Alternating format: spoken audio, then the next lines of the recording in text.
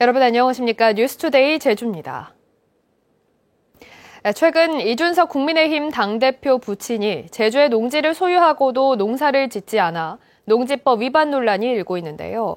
이준석 대표가 부친 땅 농지법 위반에 대해 행정의 처분을 따르고 4.3 희생자 배보상과 관련해서는 도민의 의견을 듣겠다고 밝혔습니다. 박주연 기자가 보도합니다.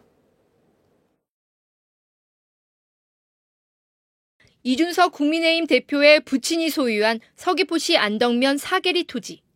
이준석 대표의 아버지가 지난 2004년 구입한 농지는 2,000여 제곱미터. 이후 10여 년 동안 농사를 짓지 않은 것으로 확인되면서 서귀포시가 청문 절차에 착수했습니다. 국제전기 자동차 엑스포 참석을 위해 제주를 찾은 이준석 대표는 농지법 위반 논란이 된 아버지의 땅에 대해 관청 처분에 따르겠다고 밝혔습니다.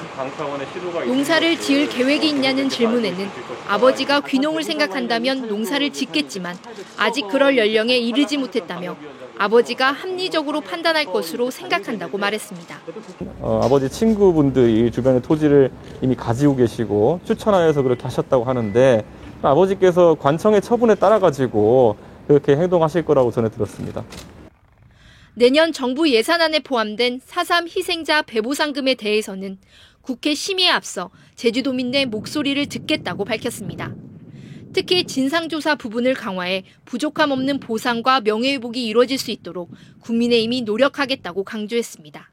그 진상조사에 대한 부분을 좀 더 강화하는 것이 첫 단계이다. 그리고 그 단계에서 드러난 억울한 피해자들 같은 경우에는 당연히 다른 어떤 비슷한 사안에 준해서 부족함이 없는 보상과 그리고 명예회복이 이루어져야 된다. 또 원희룡 전 제주도지사의 중도 사태로 인한 제주도정 공백에 대해 죄송하고 제주 제2공항 문제는 도민들이 원하는 방향으로 추진될 수 있도록 노력하며 경선 과정에서 제주의 현안을 따로 다루겠다고 밝혔습니다. 이번 경선부터도 제주도의 문제를 꼭 저희가 따로 다루고 후보들도 제주도에 대한 특화된 공약들을 따로 낼 수 있도록 그렇게 저희가 선관위에서 틀을 잡아가려 하고 있습니다. 한편 국민의힘 제주도당의 사고당 지정과 도당위원장 선출 진통에 대해서는 내년 지방선거에 대비한 새로운 체계를 구축하는 과정이 길어지고 있다며 도민들에게 양해를 촉구했습니다. MBC 뉴스 박주연입니다.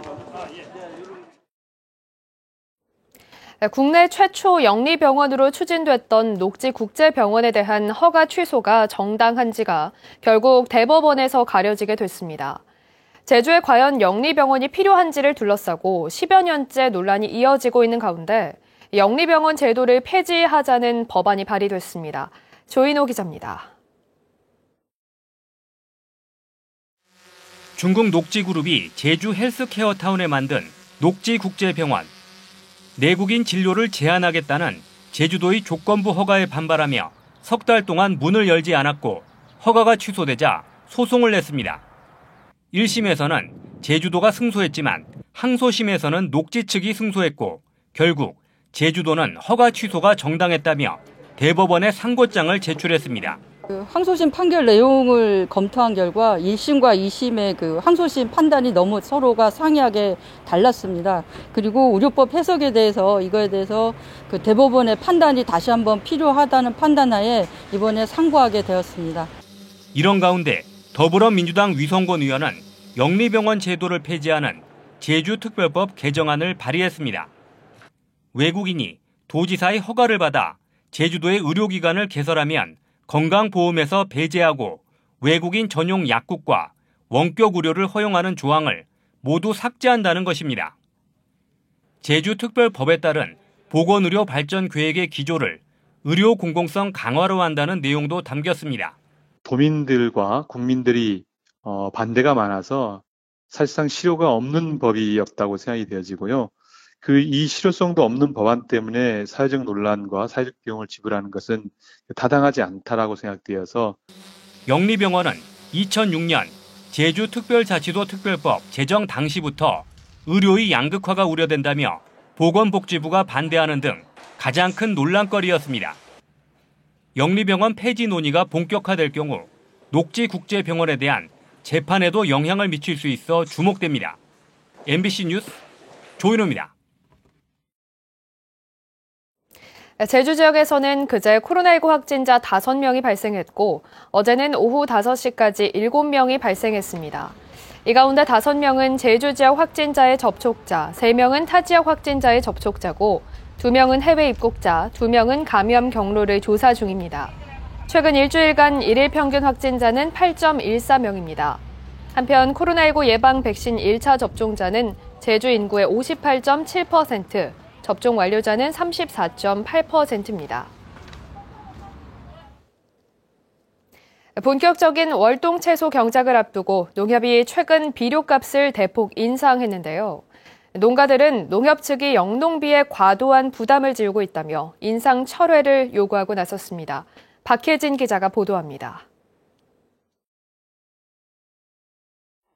서귀포시 성산읍에서 비트와 콜라비를 키우는 최호진 씨. 다음 달 비료 뿌리기 작업을 앞두고 고민이 이만저만이 아닙니다.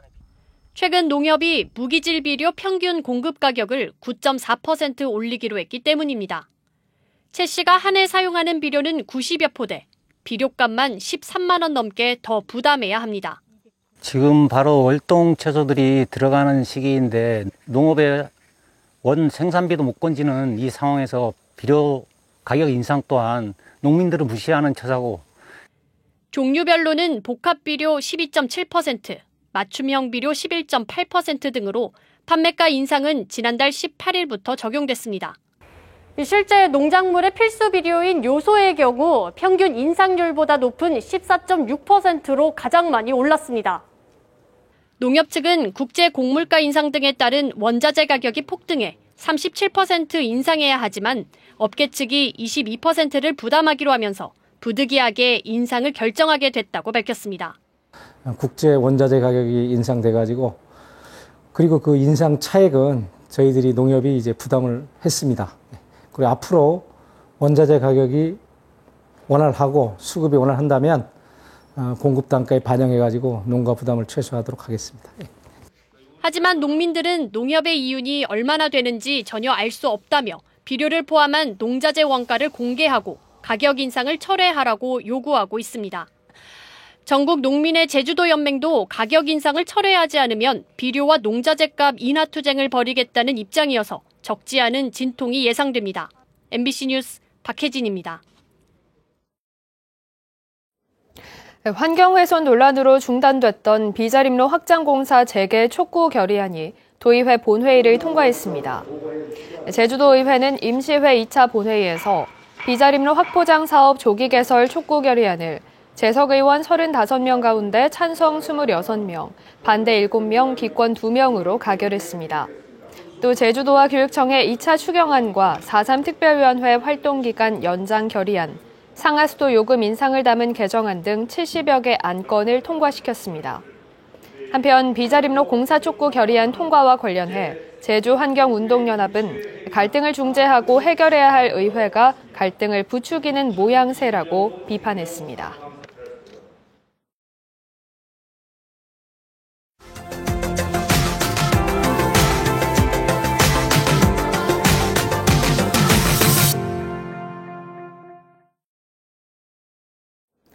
경남에서는 사천바다 케이블카가 코로나19 여파로 탑승객이 줄어 고민이 크다고 하는데요. 최근 케이블카 주변에 대형 아쿠아리움이 문을 연 데 이어 자연 휴양림까지 개장해 체류형 관광 기반을 갖춰가고 있습니다. MBC 경남 이종승 기자입니다. 40년 이상 된 편백나무 수만 그루가 피톤치드를 내뿜으며 20여 헥타르의 울창한 숲을 이루고 있습니다. 코로나19로 지친 심신을 달랠 여러 갈래의 숲길과 캠핑족을 위한 나무 데크가 설치되어 있습니다. 어린이 놀이터 등 각종 편의시설은 물론 2인실에서 10인실까지 다양한 크기의 숙소도 마련되어 있습니다. 이 휴양림은 사천 각산의 케이블카 정상과 연결되어 있어 연계 관광이 가능합니다. 스쳐가는 관광에서 머무는 관광으로 바뀌는 계기가 될 것이고 또 아울러 우리 사천시가 남해안 해양관광 휴양도시의 경쟁력을 더 높이는 데 지난달 문을 연 경남 유일의 대형 수족관인 아라마루 아쿠아리움. 하마를 비롯한 핵심 볼거리를 앞으로 더 들여와야 하는 과제를 안고 있지만 케이블카 중간 기착지인 초양섬에 위치해 있어 케이블카 탑승객들의 관광 경유지로 입소문을 타고 있습니다. 코로나19가 터지면서 사천 바다 케이블카 탑승객 수는 코로나 이전보다 3분의 1 수준까지 급감한 상황. 최근 케이블카 주변에 잇따라 문을 연 휴양림과 아쿠아리움이 체류형 관광을 이끌 천병 역할을 할지 기대가 큽니다. 코로나로 인해서 저희 관광 사업이 상당히 힘들어지고 있습니다. 그러나 우리 케이블카를 중심으로 해서 주변 인프라가 하나하나 생김으로 인해서 점차 나아지리라고. 사천시는 각산 정상에 초대형 이순신 타워 건설을 검토하는 등 케이블카 주변 인프라를 더 확충할 계획입니다. MBC 뉴스 이종수입니다.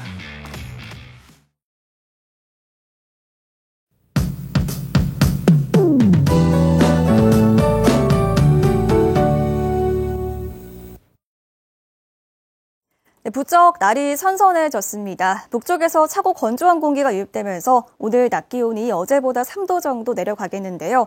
27도에 그치면서 오늘 활동하기 좋겠습니다.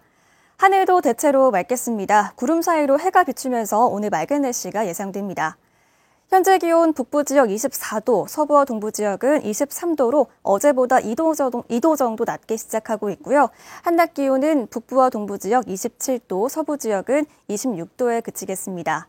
도서 지역도 맑겠고요. 오늘 선선하겠습니다. 오전까지는 바다에 바람이 불겠는데요. 물결이 1.5에서 2.5m로 높게 일겠고요. 오늘 해안가에서는 너울성 파도에 유의하셔야겠습니다.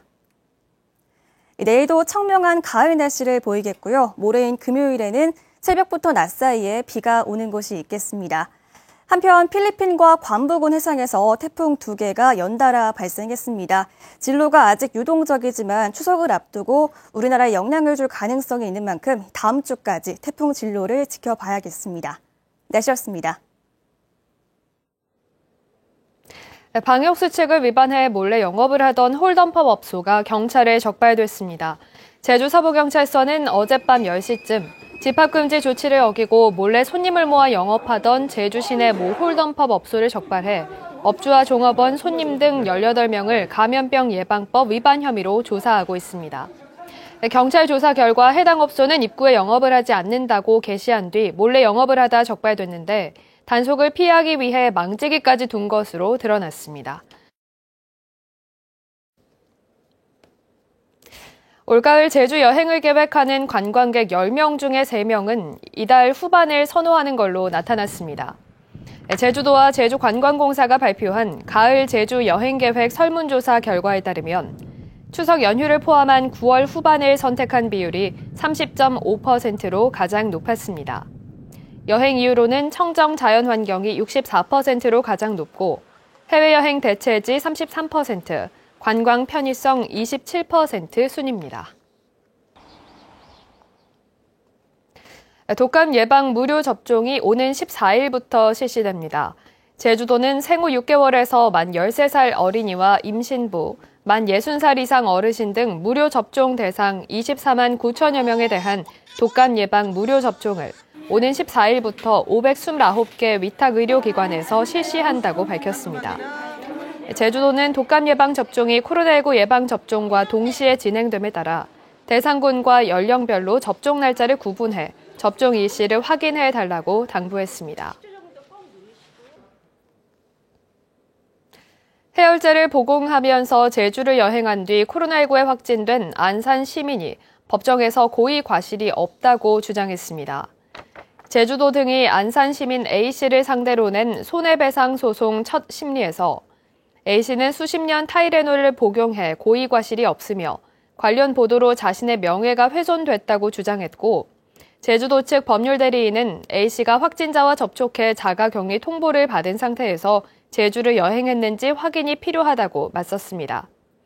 A씨는 지난해 6월 3박 4일 일정으로 제주를 여행한 뒤 돌아가 코로나19 확진 판정을 받으면서 숙박업소와 관광지 등이 임시 폐쇄되고 밀접 접촉자 56명이 자가격리됐는데 재판부는 다음 달 재판을 속행하기로 했습니다.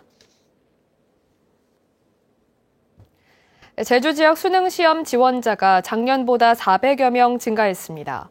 제주도 교육청은 2022학년도 대학 수학능력시험 응시 원서 접수 마감 결과 수험생 6,994명이 원서를 제출해 지난해보다 440명 증가했다고 밝혔습니다. 유형별로는 재학생이 작년보다 407명 늘었고 졸업생은 11명, 검정고시 합격자도 22명 증가했습니다. 서귀포시 대정읍 알뜨르비 행장 부지 일대 추진되는 제주 평화대공원 조성 사업이 탄력을 받게 됐습니다. 제주도와 국방부는 최근 협의해서 알뜨르비 행장 부지 무상 사용 추진을 위해 오는 10월까지 실무협의체를 구성해 세부 사항을 협의한 뒤 업무 협약을 체결하기로 했습니다. 평화공원 조성 사업 대상지인 알뜨르비 행장은 1932년 일본군이 토지를 강제 수용한 뒤 20만 제곱미터 규모 불시착륙장으로 처음 건설됐으며 해방 이후 현재까지 국방부 소유로 남아 있습니다. 뉴스투데이 제주를 마치겠습니다. 시청해주신 여러분 고맙습니다.